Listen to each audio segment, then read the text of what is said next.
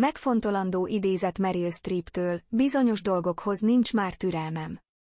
Nem azért, mert arrogáns vagyok, hanem egyszerűen azért, mert az életem elért egy pontra, ahol már nem akarom az időmet olyan dolgokra pazarolni, amelyek elszomorítanak vagy fájdalmat okoznak. Nincs türelmem a cinizmushoz, a szélsőséges kritikához és bármiféle elváráshoz. Már nem akarok olyanoknak megfelelni, akik nem kedvelnek engem, olyanokat szeretni, akik nem szeretnek, viszont olyanokra mosolyogni, akik nem mosolyognak vissza rám.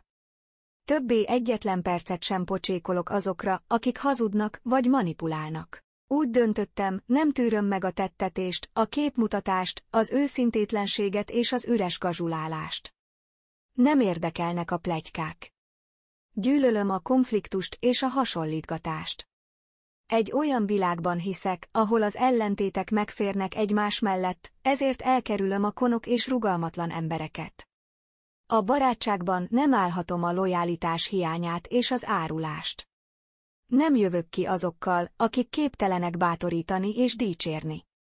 Untatnak a túlzások, és nehezen viselem azokat, akik nem szeretik az állatokat. És mindezek felett nincs többé türelmem azokhoz, akik nem érdemlik meg a türelmemet. Dobj egy lájkot és iratkozz fel, ha tetszett.